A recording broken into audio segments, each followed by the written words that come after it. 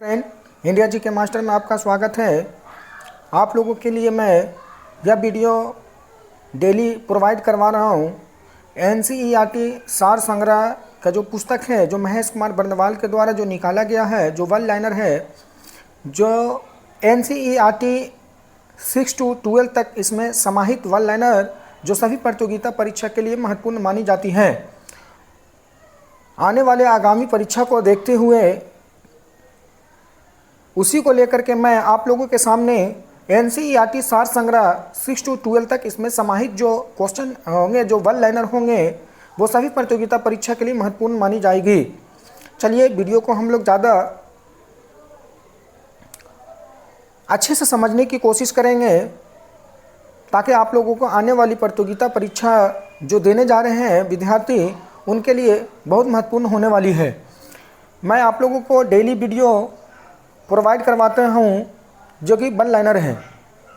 इसमें हम आज पढ़ेंगे खिलाफत आंदोलन। हम लोग पिछले टॉपिक में, जैसे कि आप यहाँ पे देख सकते हैं, आज हम लोग पढ़ेंगे खिलाफत आंदोलन। हम लोग पिछले टॉपिक में पढ़ चुके थे। क्या पढ़े थे तो आप देख सकते हैं यहाँ पे। हम लोग सारा पिछले टॉपिक रॉलेट एक्ट और जलियांवाला बाग हत्याकांड यहाँ पे हम लोग पढ़ चुके थे। आज हम लोग इस टॉपिक से हट करके दूसरा टॉपिक आज हम लोग देखेंगे, जिसका टॉपिक होगा खिलाफत एवं असहयोग आंदोलन। अगर आप हमारे चैनल पर नए हैं तो चैनल को लाइक, सब्सक्राइब और शेयर ज़रूर कर दें। और वीडियो अगर नहीं देखे हैं तो जा कर के वीडियो को देख लें ताकि आप लोग जल्दी से रिवाइज कर लें। चलिए हम लोग ज़्यादा बातें नहीं करेंगे, आते हैं डायरेक्ट क्वेश्चन पे। यहाँ पे देखिए क्या लिखा हुआ है कि भारत में चलाए गए खिलाफत आंदोलन, भारत में चलाए गए खिलाफत आंदोलन का प्रमुख कारण क्या था। यानी कहने का मतलब है कि भारत में चलाए गए खिलाफत आंदोलन का प्रमुख कारण क्या था। तो इसका आंसर हो जाएगा तुर्की के खलीफा पद को इंग्लैंड द्वारा समाप्त किया गया था। यानी कहने का मतलब है तुर्की में जो खलीफा पद था उसे समाप्त कर दिया गया था। उसी को देखते हुए मैं थोड़ा सा आप लोगों को बतला देता हूं कि तुर्की में खलीफा पद को समाप्त कर दिया गया था इंग्लैंड के द्वारा। इसी को देखते हुए खिलाफत आंदोलन की शुरुआत की गई थी। यानी खलीफा किसको घोषित किया जाता था, जो मुसलमानों के जो बड़े उच्च किस्म के जो पादरी लोग होते थे वही खलीफा पद हुआ करते थे। तो वहाँ इंग्लैंड में खलीफा पद को समाप्त कर दिया गया था। इंग्लैंड में खलीफा पद को समाप्त कर दिया गया था। उसी को देखते हुए भारत में खिलाफत आंदोलन शुरू की गई थी और इसमें महात्मा गांधी का पूर्ण सहयोग रहा था खिलाफत आंदोलन में। आगे देखिए यहाँ पे वर्ष 1919 में दिल्ली में आयोजित अखिल भारतीय खिलाफत कमेटी की अध्यक्षता किसके द्वारा की गई थी। 1919 में दिल्ली में आयोजित अखिल भारतीय खिलाफत कमेटी की अध्यक्षता किसके द्वारा की गई थी, तो महात्मा गांधी के द्वारा। यानी जो 1919 में दिल्ली में आयोजित अखिल भारतीय खिलाफत कमेटी की अध्यक्षता किसके द्वारा की गई थी, तो महात्मा गांधी के द्वारा। आगे हम लोग देखेंगे वर्ष 1920 में, यहाँ पे बात आ रही है 1920 की। वर्ष 1920 में इलाहाबाद में आयोजित सम्मेलन के दौरान खिलाफत समिति के द्वारा गांधी जी को असहयोग आंदोलन प्रारंभ करने का अनुरोध किया गया। मतलब कहने का मतलब है कि जो 1920 ईस्वी के इलाहाबाद में आयोजित जो सम्मेलन के दौरान खिलाफत समिति के द्वारा गांधी जी को असहयोग आंदोलन प्रारंभ करने का अनुरोध किया गया था। वो इलाहाबाद में जो आयोजित सम्मेलन हो रहा था उसमें महात्मा गांधी को असहयोग आंदोलन प्रारंभ करने के लिए कहा गया था 1920 ईस्वी में कि आप असहयोग आंदोलन को आरंभ कीजिए, किसके, गांधी जी के द्वारा। आगे देखिएगा यहाँ पे है कि खिलाफत आंदोलन के प्रमुख नेता कौन थे। खिलाफत आंदोलन के प्रमुख नेता थे शौकत अली और दूसरे थे मोहम्मद अली। इसी को बोलते हैं अली बंधु, इसी को बोलते हैं अली बंधु। क्या बोलते हैं, अली बंधु, है ना, अली बंधु। खिलाफत आंदोलन शौकत अली और मोहम्मद अली, इसी को बोलते हैं अली बंधु। यानी कहने का मतलब है खिलाफत आंदोलन का प्रमुख नेता कौन था, तो शौकत अली और मोहम्मद अली, इसी को बोलते हैं अली बंधु। आगे देखिएगा भारतीय राष्ट्रीय कांग्रेस के पहला असहयोग आंदोलन किस वर्ष प्रारंभ किया गया था? कहने का मतलब भारतीय राष्ट्रीय कांग्रेस ने पहला असहयोग आंदोलन किस वर्ष शुरू की गई थी? तो 1920 ईस्वी में। किस वर्ष शुरू की गई थी? तो 1920 ईस्वी में, है ना। भारतीय राष्ट्रीय कांग्रेस के पहला असहयोग आंदोलन किस वर्ष प्रारंभ किया गया था? तो 1920 ईस्वी में। वर्ष 1920 के, है ना, वर्ष 1920 के नागपुर अधिवेशन में असहयोग आंदोलन का प्रस्ताव को किसने प्रस्तावित किया था? वर्ष 1920 के नागपुर अधिवेशन में असहयोग आंदोलन का प्रस्ताव को किसने प्रस्तावित किया था? तो इसका आंसर हो जाएगा CR दास। CR दास जो थे 1920 ईस्वी में, है ना। नागपुर अधिवेशन, कौन सा अधिवेशन? नागपुर अधिवेशन में असहयोग आंदोलन का प्रस्ताव किसके द्वारा पारित किया गया था? तो CR चित्तरंजन दास, यानी CR दास। आगे देखिएगा, यहाँ पे कह रहा, इस देखिएगा, असहयोग आंदोलन के दौरान किस व्यक्ति ने अपनी वकालत छोड़ दी थी? यानी कहने का मतलब है कि कौन सी ऐसे हमारे भारतीय नेता थे जो असहयोग आंदोलन के दौरान अपनी वकालत, है ना, अपनी वकालत छोड़ दी थी? वो है चित्तरंजन दास। कौन है? चित्तरंजन दास। इसी को बोलते हैं CR, है ना, शॉर्ट फॉर्म में, है ना, CR दास इसी को बोलते हैं, है ना, CR दास इसी को बोलते हैं, जिसको बोलते हैं चित्तरंजन दास। आगे देखिएगा यहाँ पे कि स्वराज का नारा गांधी जी ने कब दिया था? तो वो दिया था असहयोग आंदोलन में, है ना। यानी कहने का मतलब है कि गांधी जी के द्वारा जो स्वराज का कब दिया था, किस आंदोलन में दिया था? वो है असहयोग आंदोलन में। आगे देखिएगा यहाँ पे असहयोग आंदोलन के दौरान यहाँ पे देखिएगा, असहयोग आंदोलन के दौरान महात्मा गांधी ने कैसरी हिंद की उपाधि त्याग दी थी। कौन सी उपाधि त्याग दिया था? कैसरी हिंद की उपाधि। क्वेश्चन आता है कि कैसरी हिंद की उपाधि किसे दिया गया था? तो वो है महात्मा गांधी। लेकिन असहयोग आंदोलन के दौरान कैसरी हिंद की उपाधि महात्मा गांधी लौटा दिए थे। हमने आपको कल आपके पिछले वीडियो में बतलाया था कि महात्मा गांधी ने कैसरी हिंद की उपाधि लौटा दिया था, और नाइटहुड की उपाधि डॉक्टर राजेंद्र प्रसाद ने लौटा दिया था, और जनरल अलबजान ने सर की उपाधि लौटा दिया था। ये तीनों आप लोग याद रखिएगा। 1921-22 में असहयोग आंदोलन का प्रमुख परिणाम क्या था? हिंदू मुस्लिम एकता, है ना, हिंदू मुस्लिम एकता। 1921 में जो असहयोग आंदोलन का प्रमुख परिणाम क्या था? तो हिंदू मुस्लिम को एकता था, दोनों आपस में मिलन, हिंदू मुस्लिम एकता का परिचय दिया गया था असहयोग आंदोलन में, इसका प्रमुख परिणाम था। महात्मा गांधी द्वारा चलाया गया जन आंदोलन, यहाँ पे देखिएगा, महात्मा गांधी द्वारा चलाया गया जन आंदोलन, कौन सा आंदोलन? जन आंदोलन कौन सा था? तो असहयोग आंदोलन, है ना। क्वेश्चन ये आता है, पूछा हुआ क्वेश्चन है कि पहला जन आंदोलन कौन सा था? तो असहयोग आंदोलन था। प्रथम जन आंदोलन के मतलब इसमें काफ़ी लोगों के द्वारा सहयोग किया गया था इस जन आंदोलन में। इसी जो कौन सा आंदोलन था? तो असहयोग आंदोलन।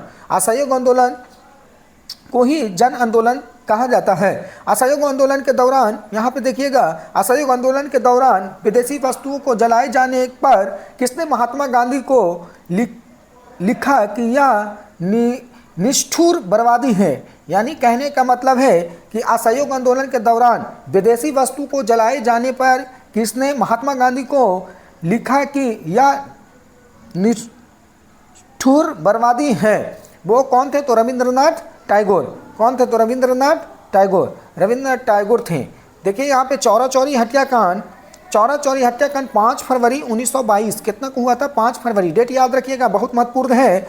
हो गया था चौरा चौरी हत्याकांड 5 फरवरी 1922 ईस्वी को गोरखपुर, कहाँ? गोरखपुर, उत्तर प्रदेश। गोरखपुर कहाँ पड़ता? उत्तर प्रदेश में घटित हुई थी। इस कारण गांधी जी को असहयोग आंदोलन वापस लेना पड़ा। चौरा चौरी हत्याकांड 5 फरवरी 1922 ईस्वी को गोरखपुर में हुआ था। कहाँ हुआ था? गोरखपुर जिला में, जो उत्तर प्रदेश में पड़ती है। चौरा चौरी हत्याकांड डेट याद रखिएगा, 5 फरवरी 1922 ईस्वी को गोरखपुर जिला उत्तर प्रदेश में घटित हुई थी, जिस कारण से गांधी जी ने असहयोग आंदोलन को वापस ले लिया था। यानी चौरा चौरी हत्याकांड जो घटना हुई थी उसमें महात्मा गांधी दुखी होकर के असहयोग आंदोलन को वापस ले लिया था। चौरा चौरी हत्याकांड क्या था? तो चौरा चौरी हत्याकांड में हमारे जो भारतीय लोग थे अंग्रेज़ों के खिलाफ काफ़ी उग्र होकर के थाना पुलिस चौकी को जला दिया था। लेकिन महात्मा गांधी को शांति आंदोलन चलाना था, लेकिन ऐसा नहीं हुआ था। इसी कारण से महात्मा गांधी ने चौरा चौरी हत्याकांड 5 फरवरी 1922 ईस्वी को हुआ था। असहयोग आंदोलन को वापस ले लिया था दुखी होकर के महात्मा गांधी। आगे देखिएगा, चौरा चौरी घटना के समय महात्मा गांधी कहाँ थे? तो बरदोली में थे। कहाँ थे? बरदोली। चौरा चौरी की घटना के समय महात्मा गांधी कहाँ थे? तो बरदोली में। आगे देखिएगा, असहयोग आंदोलन कब समाप्त हुआ था? तो 1922 ईस्वी में। असहयोग आंदोलन कब समाप्त हुआ था? तो 1922 ईस्वी में। असहयोग आंदोलन कब समाप्त हुआ था? 1922 ईस्वी में। असहयोग आंदोलन के दौरान, यहाँ पे देखिएगा, असहयोग आंदोलन के दौरान मोतीलाल नेहरू, कौन थे? मोतीलाल नेहरू, और CR दास और सी राजगोपालचारी, सरदार वल्लभ पटेल, आसिफ अली, टी फरकासन हो गया था, व राजेंद्र प्रसाद जैसे प्रमुख वकीलों ने अपनी वकालत छोड़ दी थी। यानी कहने का मतलब है कि असहयोग आंदोलन जब हुई थी 1922 में, असहयोग आंदोलन 1920 से 22, लेकिन असहयोग आंदोलन समाप्त कब हुआ था? 1922 ईस्वी में, है ना। 1922 ईस्वी में असहयोग आंदोलन हुआ था। आगे देखिएगा, यहाँ पे क्या कह रहा है कि यहाँ पे जितने भी लोग थे यहाँ पे वकालत छोड़ दी थी असहयोग आंदोलन में। आगे देखिएगा, यहाँ पे अभी हम लोग पढ़ेंगे दूसरा एक टॉपिक है जिसका नाम है स्वराज पार्टी, कांग्रेस का लाहौर अधिवेशन और पूर्ण स्वराज का प्रस्ताव हम लोग पढ़ेंगे। आगे देखिएगा, स्वराज को किसने स्थापित किया था? यहाँ पे स्वराज पार्टी को किसने स्थापित किया था? वो है स्वराज पार्टी चित्तरंजन दास और मोतीलाल नेहरू। यहाँ पे क्वेश्चन आएगा कि स्वराज पार्टी का स्थापना किसके द्वारा किया गया था? तो मोतीलाल नेहरू और चित्तरंजन दास। स्वराज पार्टी का स्थापना 1923 ईस्वी में किया गया था, मार्च 1923। स्वराज पार्टी की स्थापना मार्च 1923 ईस्वी में किया गया था। CR दास के द्वारा इसका अध्यक्ष था और मोतीलाल नेहरू इसका महासचिव था। यानी कहने का मतलब है, क्वेश्चन आएगा कि स्वराज पार्टी का स्थापना किसके द्वारा किया गया था? तो मोतीलाल नेहरू और चित्तरंजन दास के द्वारा किया गया था 1923 ईस्वी में। और इसका अध्यक्ष कौन था? इसका अध्यक्ष था चित्तरंजन दास और मोतीलाल नेहरू इसका महासचिव था। आगे देखिएगा, स्वराज पार्टी का गठन किस वर्ष किस कांग्रेस अध्यक्ष के पद से त्यागपत्र दे दिया गया था? चित्तरंजन दास। यहाँ पे कह रहा है कि यहाँ पे क्वेश्चन देखिएगा, क्या कर स्वराज पार्टी के गठन के लिए किस कांग्रेस अध्यक्ष ने पद से त्यागपत्र दे दिया था? तो वो है चित्तरंजन दास, यानी इसी को बोलता है चित्तरंजन दास, CR दास। स्वराज पार्टी के गठन के लिए किस कांग्रेस अध्यक्ष ने पद से त्यागपत्र दे दिया गया? तो चित्तरंजन दास। आगे देखिएगा, देश बंधु के नाम से कौन जाना जाता है? तो चित्तरंजन दास। देश बंधु के नाम से कौन जाना जाता है? तो चित्तरंजन दास। यहाँ पे देखिएगा, स्वराज पार्टी का गठन किस आंदोलन के असफल के पश्चात हुआ था? तो असहयोग आंदोलन। असहयोग आंदोलन। स्वराज पार्टी का गठन किस आंदोलन की असफलता के पश्चात हुआ था? तो असहयोग आंदोलन के पश्चात। आगे देखिएगा, नवंबर 1924 में, है ना, 1924 नवंबर 1924 में महात्मा गांधी और चित्तरंजन दास तथा मोतीलाल नेहरू के मध्य एक महत्वपूर्ण समझौता हुआ जिसका नाम जाना जाता है गांधी दास पैक्ट, है ना। गांधी दास पैक्ट पूछेगा आपसे कि गांधी दास पैक्ट किन किन नेताओं के द्वारा की गई थी? तो महात्मा गांधी, चित्तरंजन दास और मोतीलाल नेहरू के द्वारा जो एक समझौता महत्वपूर्ण हुआ था उसका नाम था गांधी दास हो गया था और पैक्ट, गांधी दास पैक्ट। आगे देखिएगा, फिर से मैं बता देता हूँ, वेरी वेरी इंपॉर्टेंट है कि 1924 में, कब? 1924 में महात्मा गांधी, चित्तरंजन दास और मोतीलाल नेहरू के मध्य एक महत्वपूर्ण समझौता हुआ था। वो कौन सा समझौता के नाम से जाना जाता है? गांधी दास पैक्ट के नाम से जाना जाता है। आगे देखिएगा, यहाँ पे देखिएगा कि वर्ष 1925 में कब हो गया? तो वर्ष 1925 में विट्ठल भाई पटेल, कौन है? विट्ठल भाई पटेल। वर्ष 1925 में विट्ठल भाई पटेल को सेंट्रल लेजिस्लेटिव असेंबली, है ना, का प्रथम भारतीय अध्यक्ष बनाया गया था। आपसे क्वेश्चन पूछेगा कि सेंट्रल हो गया था लेजिस्लेटिव असेंबली का प्रथम अध्यक्ष कौन था? तो विट्ठल भाई पटेल था। कौन था? विट्ठल भाई पटेल। कब? 1925 में बना था विट्ठल भाई पटेल। आगे देखिएगा, दिसंबर 1929 में कांग्रेस के लाहौर अधिवेशन की अध्यक्षता किसके द्वारा किया गया था? तो Pandit Jawaharlal Nehru. VVI, very very important question, ये बार बार पूछा जाता है। कौन सा क्वेश्चन पूछा जाता है कि 1929 के कांग्रेस के लाहौर अधिवेशन की अध्यक्षता किसके द्वारा किया गया था? तो पंडित जवाहरलाल नेहरू। कब किया था? तो 1929 में। आपसे क्वेश्चन आएगा तो इसमें तोड़ करके मैं बता देता हूँ क्वेश्चन कैसे आता है। लाहौर अधिवेशन की अध्यक्षता किसके द्वारा किया गया था? तो पंडित जवाहरलाल नेहरू के द्वारा। और यहाँ पे देखिएगा कब किया गया था? तो 1929 में। कहाँ किया गया था? तो 1929 के लाहौर अधिवेशन में किया गया था। किसके द्वारा? तो पंडित जवाहरलाल नेहरू के द्वारा। आगे देखिएगा, पूर्ण स्वराज का प्रस्ताव कांग्रेस के लाहौर अधिवेशन में किस वर्ष किया गया था? वेरी वेरी इंपॉर्टेंट क्वेश्चन, 1929 के, है ना, 1929 में स्वराज, पूर्ण स्वराज की मांग, यानी पूरा हमको स्वराज चाहिए का प्रस्ताव कांग्रेस के किस अधिवेशन में पारित कर दिया गया था? तो 1929 के लाहौर अधिवेशन में पूर्ण स्वराज की मांग पंडित जवाहरलाल नेहरू के द्वारा किया गया था। ये पूरा का पूरा, इसमें देखिए पूरा याद कर लीजिएगा।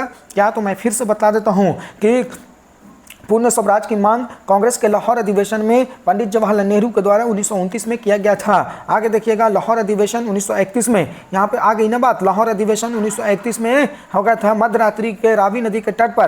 कौन सी नदी यहाँ पे याद रखिएगा, रावी नदी। कौन सी नदी, रावी नदी। लाहौर अधिवेशन में 31 दिसंबर 1929 के मध्यरात्रि के दिन, कौन सा, मध्यरात्रि के दिन हो गया था, रावी नदी के तट पर कांग्रेस के अध्यक्ष पंडित जवाहरलाल नेहरू ने भारतीय स्वतंत्रता का प्रतीक तिरंगा झंडा को लहराया था। यानी कहने का मतलब कि सबसे पहली बार झंडा लहराने वाला कौन था, तो पंडित जवाहरलाल नेहरू। कब, 31 दिसंबर 1929 ईस्वी को, है ना, लाहौर अधिवेशन में था। मैं तोड़ करके फिर से बता देता हूं कि लाहौर अधिवेशन में 31 दिसंबर 1929 के मध्यरात्रि रावी नदी के तट पर कांग्रेस के अध्यक्ष पंडित जवाहरलाल नेहरू ने भारतीय स्वतंत्रता का प्रतीक यानी तिरंगा झंडा फहराया था। आगे देख लीजिएगा, यहाँ पे कांग्रेस के हो गया था कार्य समिति, यानी कांग्रेस का कार्य समिति पूर्ण स्वाधीनता दिवस किस वर्ष किस दिन मनाया गया था, तो वो 26 जनवरी 1930 ईस्वी को मनाया गया था। कांग्रेस कार्य समिति द्वारा पूर्ण स्वाधीनता दिवस, कौन सा, पूर्ण स्वाधीनता दिवस किस वर्ष मनाया गया था, तो 26 जनवरी 1930 ईस्वी को पूर्ण स्वाधीनता दिवस मनाया गया था। आपसे क्वेश्चन आएगा कि 26 जनवरी 1930 को कौन सी दिवस मनाया गया था, तो पूर्ण स्वाधीनता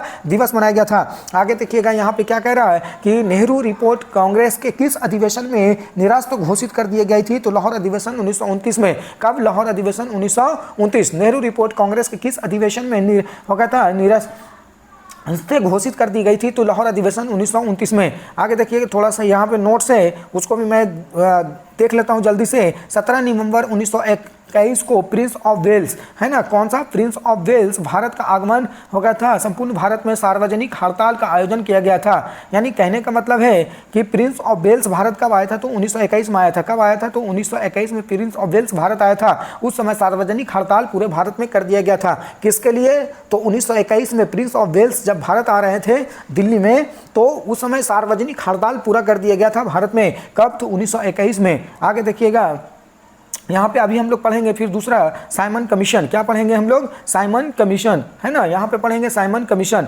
मोस्ट वेरी वेरी इंपॉर्टेंट है साइमन कमीशन। जल्दी जल्दी हम लोग रिवाइज कर लेते हैं। आप हमारे इस चैनल पर नए हैं तो चैनल को लाइक, सब्सक्राइब और शेयर जरूर कर दें, और वीडियो को शेयर कर दें ताकि और दूसरे लोगों को भी लाभ मिल सके। आगे देखिएगा, होगा था साइमन कमीशन।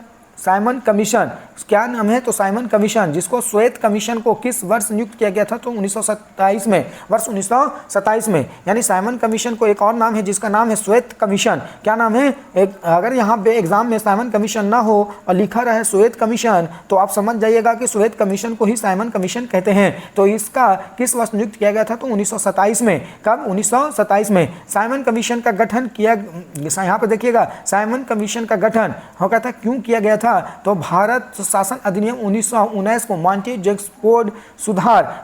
जेम्सफोर्ड सुधार की समीक्षा के लिए साइमन कमीशन का गठन किया गया था। किस लिए किया गया था, तो साइमन कमीशन का गठन क्यों किया गया था, तो मैं फिर से बतला देता हूँ। भारत शासन अधिनियम 1919, यानी आपसे पूछेगा कि भारत शासन अधिनियम कब हुआ था, भारत शासन अधिनियम 1919 में मॉन्टेग्यू जेम्सफोर्ड के सुधार की समीक्षा के लिए, है ना, साइमन कमीशन का गठन किया गया था। भारत ने होगा था साइमन कमीशन का बहिष्कार क्यों किया था, है ना, साइमन कमीशन, भारत ने साइमन कमीशन का बहिष्कार क्यों किया था, तो क्योंकि इसमें कोई भी भारतीय सदस्य नहीं थे, इसलिए साइमन कमीशन को बहिष्कार किया गया था। क्यों किया गया था, तो इसमें कोई भी भारतीय हमारे सदस्य नहीं थे, इसलिए साइमन कमीशन को बहिष्कार किया गया था। साइमन कमीशन का विरोध, है ना, यहाँ पे देखिएगा, most very very important, Simon commission के विरोध में लाठी चार्ज में लाला राजपत राय, कौन, लाला राजपत राय घायल होकर के कुछ दिनों के बाद उनकी देहांत हो जाती है, मृत्यु हो जाती है। तो आपसे क्वेश्चन आएगा कि कौन सा हमारे नेता थे जो साइमन कमीशन के विरोध में उनको लाठी डंडा चोट से मृत्यु हो गई थी, तो वो है लाला राजपत राय।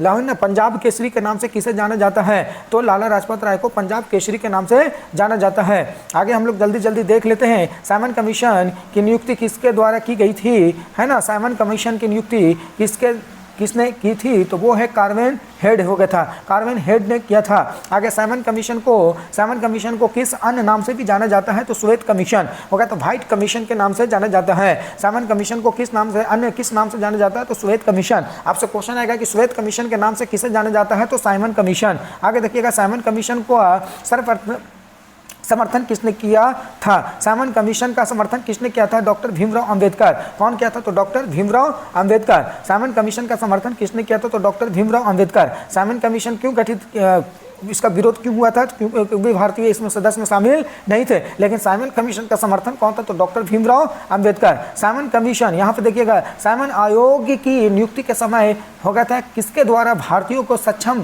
सार्वसम्मिलित संविधान बनाने की चुनौती दी गई थी। Carbon head. कौन दिया गया था? Carbon head. आगे देखिएगा, मोतीलाल नेहरू की अध्यक्षता में, है ना, मोतीलाल नेहरू की अध्यक्षता वाली समिति ने अगस्त 1928 को, कब?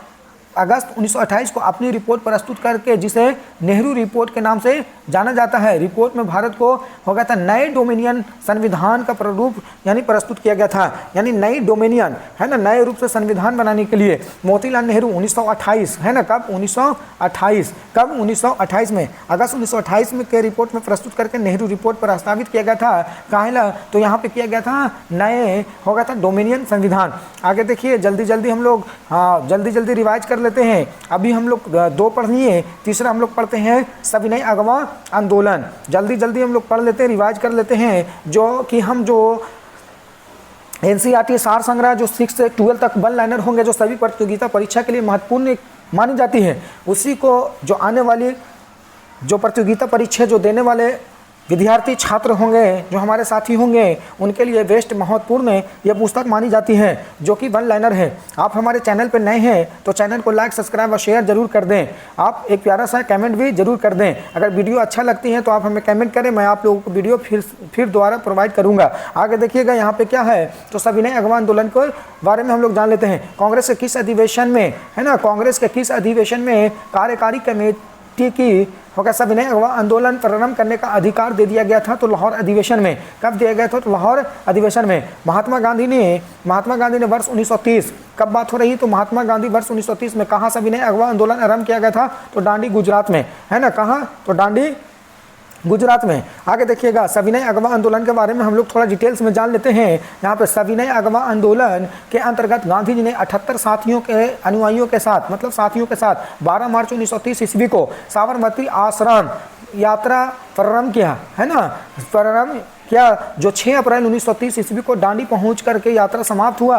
यात्रा को डांडी मार्च कहा गया। यानी कहने का मतलब ही सविनय अगवा आंदोलन के अंतर्गत गांधी जी ने 78 साथी के साथ, कितना साथी को साथ? 78 साथी के साथ, है ना, 12 मार्च 1930 ईस्वी को, कितना? 12 मार्च 1930 ईस्वी को गांधी जी साबरमती आश्रम से यात्रा प्रारंभ करता है, और 6 अप्रैल, है ना, यानी कहने का मतलब है कि 12 मार्च, याद रखिएगा, मोस्ट वेरी इंपॉर्टेंट, 12 मार्च और 6 अप्रैल, है ना, 6 अप्रैल को यहाँ पे 1930 में डांडी पहुँचता है ना। 12 मार्च 1930 ईस्वी को साबरमती आश्रम से 1930 से, और यहाँ पे 1930 में 6 अप्रैल 1930 को यहाँ पे पहुँचती है ना। वो कितनी दिन की यात्रा था? तो 24 दिन का यात्रा। याद रखिएगा, यहाँ पे क्वेश्चन आता है, ये क्वेश्चन पूछा हुआ है बीपीएससी के द्वारा, है ना, मोस्ट वेरी इंपॉर्टेंट है, इसको बढ़िया से देख लीजिएगा। होगा था नमक सत्याग्रह के समय, है ना, यहाँ पे देख लेते हैं नमक सत्याग्रह के समय। यहाँ पे बात हो रही नमक सत्याग्रह के समय गांधी जी को गिरफ्तार हो जाने के बाद आंदोलन का नेता के रूप में उसके स्थान पर किसे लिया गया था? तो अब्बास तैयब जी को। किसको ले गया गया? तो अब्बास तैयब जी, है ना, अब्बास तैयब जी। आगे देखिएगा कि गांधी जी ने किस विदेशी पत्रकार को डांडी मार्च के समय अपने साबरमती आश्रम में ठहराया था? वो वेब मिलर को ठहराया था। किसको? वेब मिलर को ठहराया था। आगे देखिएगा, महात्मा गांधी धाराशना नामक गोदाम पर कांग्रेस कार्यकर्ताओं के ढाबे के समय किस स्थान पर थे? तो वो है, वो कहते हैं अरवदा जेल में थे। कौन सा? अरवदा जेल में थे। आगे देखिएगा, खान अब्दुल गफ्फार खान, किसका नाम है? खान अब्दुल गफ्फार खान ने लाल कुर्ती आंदोलन का आरंभ किया था, है ना। क्वेश्चन आएगा कि लाल कुर्ती आंदोलन का नेतृत्व किसके द्वारा किया गया था? तो वो खान अब्दुल गफ्फार खान के द्वारा, जिसका मुख्य उद्देश्य अंग्रेजों को भारत से बाहर निकालना था। यानी कहने का मतलब है कि खान अब्दुल गफ्फार खान लाल कुर्ती का गठन किया था। क्यों किया था? तो वो करने का कारण था कि अंग्रेजों को भारत से बाहर निकाल कर फेंकना था, इसलिए खान अब्दुल गफ्फार के द्वारा लाल कुर्ती का आंदोलन का आयोजन किया गया था। आगे देखिएगा, यहाँ पे आगे देखिए क्या कह रहा है कि आचार्य विनोबा भावे, है ना, आचार्य विनोबा भावे किस आंदोलन में शामिल होने के कारण प्रथम बार गिरफ्तार किया? सविनय अगवा आंदोलन। सविनय अगवा आंदोलन कब हुआ? 1930 में। कब हुआ? 1930 में सविनय अगवा आंदोलन आरंभ हुआ। आगे देखिएगा, इसको डिटेल्स में थोड़ा देख लेते हैं। गांधी जी ने सविनय अगवा आंदोलन की असफलता के बाद रचनात्मक कार्यकर्ताओं को अत्यधिक महत्वपूर्ण हो गया था, महत्व दिया। यानी गांधी जी ने सविनय अगवा आंदोलन की असफलता के बाद रचनात्मक कार्यक्रमों को अत्यधिक महत्व दिया। आगे देखिए, किस आंदोलन के दौरान हो गया था? गढ़वाल रेजिमेंट के सैनिकों ने प्रदर्शनकारियों पर गोली चलाने से इनकार कर दिया था। सविनय अगवा आंदोलन, यानी कहने का मतलब है यहाँ पे कि किस आंदोलन के दौरान गढ़वाल रेजिमेंट, कौन सा रेजिमेंट था? तो गढ़वाल रेजिमेंट ने सैनिकों के प्रदर्शनकारियों पर गोली चलाने से इनकार कर दिया था, वो सविनय अगवा आंदोलन में, कि मैं गोली नहीं चलाऊंगा। आगे देखिएगा क्या कह रहा है कि वर्ष 1930 में अंग्रेज के विरुद्ध प्रसिद्ध पेशावर कांड का नायक कौन था? तो वीर चंद्र सिंह गढ़वाली। कौन थे? वीर चंद्र सिंह गढ़वाली। आगे देखिएगा, तमिलनाडु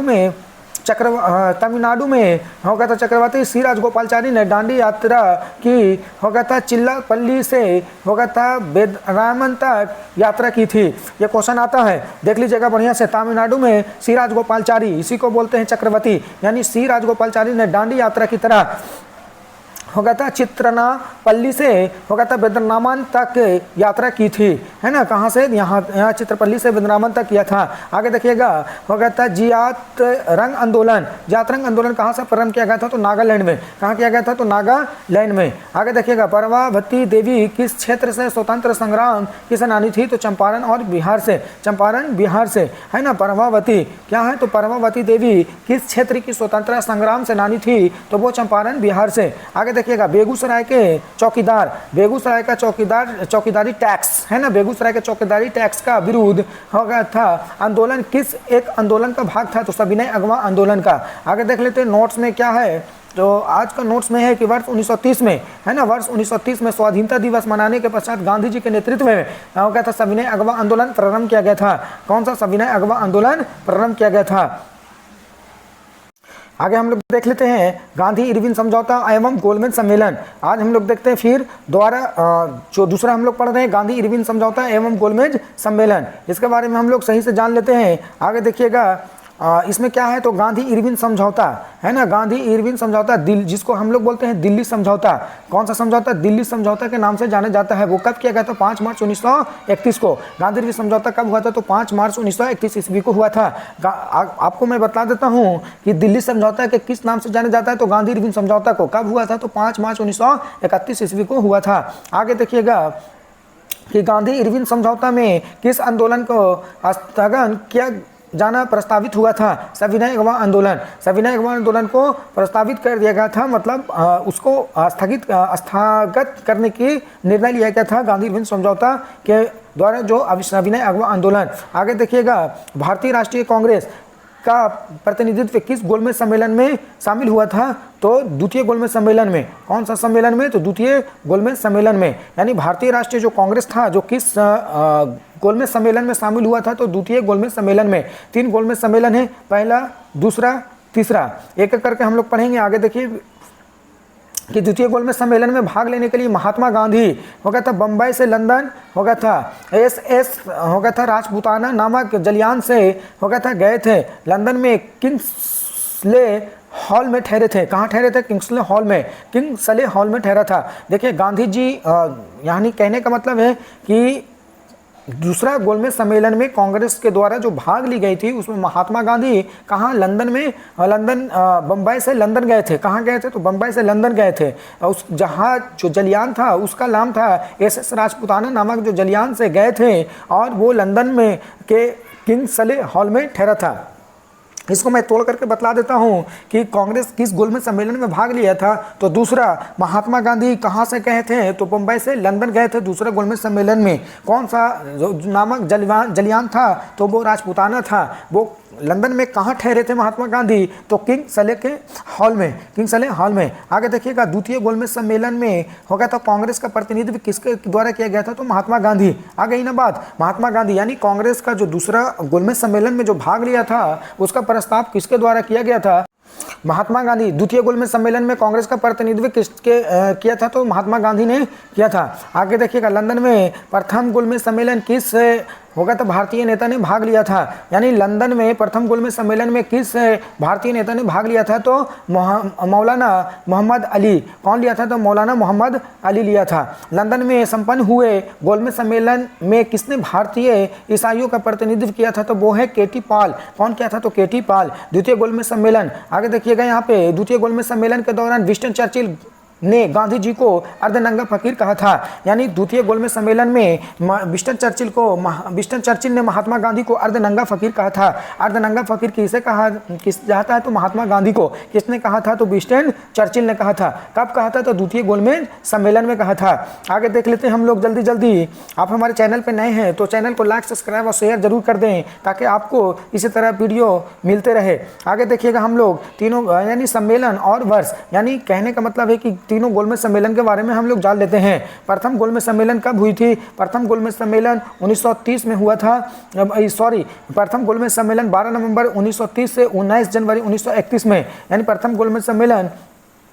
दूसरा गोलमेज सम्मेलन कहता 7 सितंबर 1931 से 1 दिसंबर 1931। तीसरा गोलमेज सम्मेलन 1932 में हो गया था 17 नवंबर 1932 को, 24 दिसंबर 1932 को। प्रथम गोलमेज सम्मेलन हो गया था 1930 से 31 चला था। दूसरा गोलमेज सम्मेलन 31 से 31 चला था और तीसरा गोलमेज सम्मेलन 32 से 32 चला था। छोटा डेट के साथ देख लीजिएगा। द्वितीय गोलमेज सम्मेलन किस मुद्दे पर असफल हुआ था? तो सांप्रदायिक प्रतिनिधित्व, मतलब सांप्रदायिक प्रतिनिधित्व हो गया था। द्वितीय गोलमेज सम्मेलन किस मुद्दे पर असफल रहा था? तो सांप्रदायिक प्रतिनिधित्व। सांप्रदायिक प्रतिनिधित्व 1932 में जो दिया गया था रैमजे मैकडोनाल्ड के द्वारा, जो सांप्रदायिक जो प्रतिनिधित्व किया गया था, जो रैमजे मैकडोनाल्ड के द्वारा किया गया था, इसमें दलितों को अलग प्रतिनिधित्व चुना जाने के कारण महात्मा गांधी दुखी हो गए थे और दूसरे गोलमेज सम्मेलन में शामिल होकर करके वो चले आए थे। आगे देखिएगा, वर्ष 1931 में हो गया था भारतीय राष्ट्रीय कांग्रेस के कराची अधिवेशन। कौन सा अधिवेशन? कराची अधिवेशन के हो गया था मूल अधिकारियों को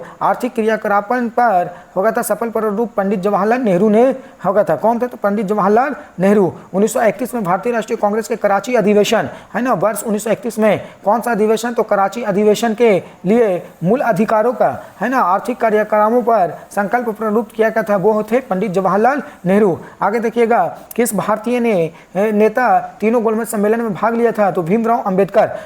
वेरी इंपॉर्टेंट क्वेश्चन है कि किस भारतीय नेता थे जो तीनों गोलमेज सम्मेलन में भाग लिया था? कौन सा? तो तीनों गोलमेज सम्मेलन में भाग लिया था वो है हमारे नेता कौन थे? डॉक्टर भीमराव अंबेडकर। गांधी इरविन समझौता के आगे देखिएगा, गांधी इरविन समझौता के हस्ताक्षरित होते में तेज बहादुर सप्रू के महत्वपूर्ण भूमिका निभाई थी। यानी गांधी इरविन समझौता के हस्ताक्षरित होने में तेज होगा बहादुर सप्रू ने महत्वपूर्ण भूमिका निभाई थी। आगे देखिएगा, इरविन और गांधी का दो महात्मा कहा था। किसने? सरोजिनी नायडू है ना। कौन कहा था? तो सरोजिनी नायडू। क्या कहा था? तो गांधी और इरविन को हो गया था दो महात्मा। किसने कहा था? तो सरोजिनी नायडू। आगे देखिए, गांधी इरविन समझौता के कांग्रेस के किस अधिवेशन में स्वीकार मिला था? तो कराची अधिवेशन 1931। गांधी इरविन समझौता को कांग्रेस के किस अधिवेशन में स्वीकार किया गया था? तो हो गया था कराची अधिवेशन 1931। आगे देखिएगा, यहाँ पे हम लोग पढ़ लेते हैं सांप्रदायिक पंचायत एवं पूना पैक्ट। आगे देखिए, यहाँ पे जल्दी हम लोग देख लेते हैं। आप हमारे चैनल पर नए हैं तो चैनल को लाइक, सब्सक्राइब और शेयर जरूर कर दें। सांप्रदायिक पंचायत हो गया था कि घोषणा किसके द्वारा की गई थी? तो यहाँ पे रैमजे मैकडोनाल्ड तत्कालीन ब्रिटिश प्रधानमंत्री था। यानी रैमजे मैकडोनाल्ड जो तत्कालीन ब्रिटिश का प्रधानमंत्री था, उन्होंने सांप्रदायिक पंचायत को हो गया था घोषणा कर दिया था। आगे सांप्रदायिक पंचायत के बारे में हम लोग थोड़ा सा जान लेते हैं। हरिजनों यानी दलितों के लिए अगस्त 1932 में, कब? अगस्त 1932 में रैमजे मैकडोनाल्ड यानी सांप्रदायिक पंचायत के द्वारा पहली बार एक पृथक निर्वाचन का समूह निर्माण किया गया था। मतलब कहने का मतलब है कि जो हरिजन दलितों के लिए जो रैमजे मैकडोनाल्ड ने एक सांप्रदायिक पंचायत की घोषणा किया, उसमें पृथक निर्वाचन मतलब दलितों के लिए अलग निर्वाचन होगा, इसीलिए उसको रैमजे मैकडोनाल्ड ने सांप्रदायिक पंचायत की घोषणा किया था। आगे देखिएगा, गांधी जी ने अपना पहला आमरण अनशन कब प्रारंभ किया था? तो सांप्रदायिक पंचायत के समय में। गांधी जी ने अपना पहला आमरण अनशन कब प्रारंभ किया था? तो वो है सांप्रदायिक पंचायत के समय में, जिसको इंग्लिश में बोलते हैं कम्युनल अवार्ड। कौन सा बोलते हैं? Communal award. आगे देखिएगा, पूना पैक्ट किस वर्ग से संबंधित है? पूना पैक्ट किस वर्ग से संबंधित है? तो दलित वर्ग से। पूना पैक्ट किस वर्ग से संबंधित है? तो दलित वर्ग से। आगे, डॉक्टर भीमराव अंबेडकर और गांधी जी के मध्य कौन सा समझौता हुआ था? तो पूना पैक्ट। पूना पैक्ट कब हुआ था? तो बतला देते हैं, 1932 में। कब हुआ था? 1932 में। दलितों का संघ, दलित वर्गों का संघ किसने स्थापित किया था? तो वो डॉक्टर भीमराव अंबेडकर। आगे देख लेते हैं जल्दी जल्दी हम लोग कि सांप्रदायिक हो गया था अवार्ड, हो गया था पूना पैक्ट के दलित वर्ग के लिए कितनी सीटें की गई थी? तो 71 148। यानी कहने का सांप्रदायिक जो पंचायत जो अवार्ड था पूना पैक्ट में दलित वर्ग के लिए हो गया था कम से 71 और 148 की गई थी। आगे देखिएगा, गांधी जी हो गया था, महात्मा गांधी हो गया था दक्षिणिक भूत की भांति धूल उड़ाते हैं लेकिन अस्थिर नहीं। यह कथन किसने कहा था? तो डॉक्टर भीमराव अंबेडकर कहा था। सॉरी। आगे देखिएगा यहाँ पे कि वर्ष 1932 में पूना पैक्ट है ना, पूना पैक्ट के बाद महात्मा गांधी ने ऑल इंडियन हो गया था अनटचेबिलिटी लीग की स्थापना के बाद हो गया था उसका नाम बदल करके हरिजन सेवक संघ कर दिया गया था। हो गया था इसके प्रथम अध्यक्ष कौन थे? तो घनश्याम दास बिड़ला थे। कौन थे? तो घनश्याम दास बिड़ला। आगे, पूना समझौता के महात्मा गांधी जी दलितों के उत्थान के लिए किस संस्था का स्थापना किया? तो हरिजन संघ की स्थापना किया था। यानी दलितों के उत्थान के लिए कौन सी संघ का स्थापना किया था? तो हरिजन सेवक संघ की स्थापना किया था। वर्ष 1936 में इंडिपेंडेंट लेबर पार्टी का गठन किसके द्वारा किया गया था? तो डॉक्टर भीमराव अंबेडकर के द्वारा। वर्ष 1936 में हो गया था इंडिपेंडेंट लेबर पार्टी। कौन सी पार्टी? इंडिपेंडेंट लेबर पार्टी का गठन किसके द्वारा किया गया था? तो डॉक्टर भीमराव अंबेडकर के द्वारा। दलित समुदाय को सर्वप्रथम हरिजन शब्द किसने दिया था? तो महात्मा गांधी। दलित समुदाय को सर्वप्रथम हरिजन शब्द से किसे संबोधित किया गया था? तो महात्मा गांधी के द्वारा। चलिए हम लोग जल्दी से देख लेते हैं इसमें होगा था नोट्स में क्या दिया हुआ है कि विंस्टन चर्चिल, किसका नाम आ रहा है? तो विंस्टन चर्चिल होगा था सहित अनेक ब्रिटिश नेताओं ने गांधी इरविन समझौता को विरोध किया था। किसके द्वारा? गांधी इरविन समझौता को विरोध किया गया था। आज हम लोग यहाँ तक ही वन लाइनर को समाप्त करते हैं। इसी तरह मैं आप लोगों को वीडियो डालता रहूँगा। आप हमारे वीडियो पे बने रहिएगा, आप हमारे चैनल पे बने रहिएगा ताकि आपको वीडियो समय के अनुसार मिल सके। आप हमारे चैनल पे नए हैं तो चैनल को लाइक, सब्सक्राइब एंड शेयर जरूर कर दें ताकि आपको वीडियो समय के अनुसार मिलते रहे। आप सभी प्रतियोगिता परीक्षा के लिए बहुत महत्वपूर्ण पुस्तक है NCERT सार संग्रह के द्वारा। सार संग्रह जो कक्षा 6 से 12 तक इसमें वन लाइनर जो इसमें दिया गया है सभी प्रतियोगिता परीक्षा के लिए महत्वपूर्ण मानी जाती है, जो NCERT पर आधारित है। महेश कुमार बर्नवाल के द्वारा जो लिखी गई पुस्तक है वो मोस्ट वेरी इंपॉर्टेंट है। आप हमारे चैनल पर नए हैं तो चैनल को लाइक, सब्सक्राइब और शेयर जरूर कर दें। इसके लिए धन्यवाद।